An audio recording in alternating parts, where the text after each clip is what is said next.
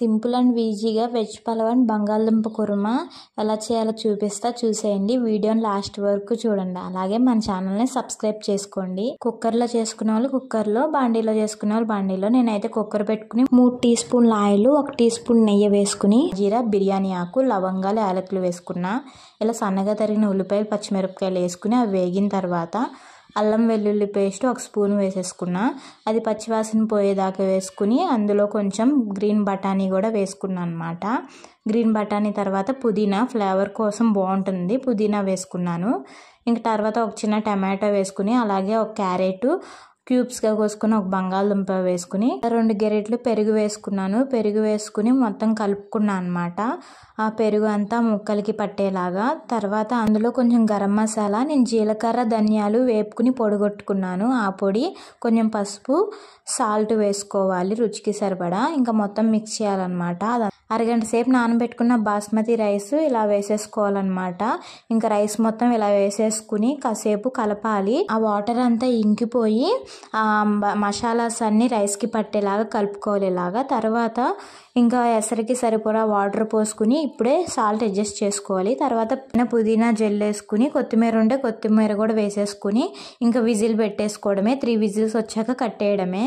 ఇంకా కర్రీ కోసమని మిక్సీలో కొంచెం అల్లం, అలాగే 8 రెబ్బలు వెల్లుల్లి వేసుకుని, నా దగ్గర కొబ్బరి తురుము అవైలబుల్గా ఉంది, మీ దగ్గర 1 స్పూన్ కొబ్బరి ముక్కలు ఉంటే వేసుకోండి. కొంచెం జీడిపప్పులు, అలాగే 1 స్పూన్ ధనియాలు వేసుకుని, కొంచెం యాలకులు, లవంగాలు వేసుకుని మెత్తని పేస్ట్ లాగా ఇలా మిక్సీ పట్టేసుకోవాలన్నమాట.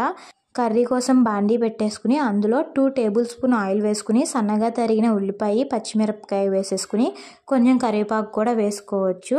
ఇంకా ఒక టమాటో వేసేసుకుని అలాగే గ్రీన్ బఠానీ కొంచెం మిగిలినవి ఉంటాయి కదా, అవి కూడా దీంట్లో వేసేసుకుని కొంచెం పుదీనా కూడా ఫ్లేవర్ కోసం దీంట్లో కూడా కొంచెం పుదీనా కూడా వేసేసుకున్నాను.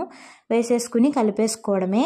ఇందాక మనం మిక్సీ పట్టుకున్న పేస్ట్ ఉంది కదా, ఆ పేస్ట్ కూడా దీంట్లో వేసేసుకుని ఇందులో కొంచెం పసుపు, కొంచెం సాల్ట్, కొంచెం గరం మసాలా, అలాగే ఇందాక నేను చెప్పాను కదా ధనియాల పొడి, అది కూడా వేసుకుని 1 స్పూన్ కారం, రుచికి సరిపడా. కారం ఎక్కువ తినేవాళ్ళు ఎక్కువ వేసుకోవచ్చు. ఇలా మొత్తం కలిపేసేసుకుని ఇలా ఉడకపెట్టుకున్న బంగాళదుంప ముక్కలు కూడా వేసేసుకుని మిక్సీలో వాటర్ వేసుకుని అవి కొన్ని వాటర్, అలాగే ఒక ఫుల్ గ్లాస్ వాటర్ వేసుకున్నాను. పైన పుదీనా జల్లేసుకుని మూత పెట్టేసుకుండమే.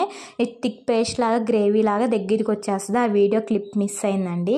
తర్వాత నేను రైతా కోసం ప్రిపేర్ చేసేసుకున్న సన్నగా తరిగిన పచ్చిమిరపకాయ, ఉల్లిపాయ, అలాగే తురుముకున్న క్యారెట్ వేసుకుని అందులో కొంచెం పెరుగు వేసేసుకుని కొంచెం సాల్ట్ వేసుకుని కొంచెం వాటర్ వేసుకుని కలిపేసుకుంటామే. రైతా రెడీ అయిపోయింది. టేస్ట్ అయితే సూపర్ ఉందండి. వెజిటేబుల్ పలావ్ అండ్ బంగాళదుంప కుర్మా మీరు కూడా ట్రై చేయండి. అలాగే వీడియో కనుక నచ్చితే లైక్, షేర్, సబ్స్క్రైబ్ చేయండి. Thank you for watching.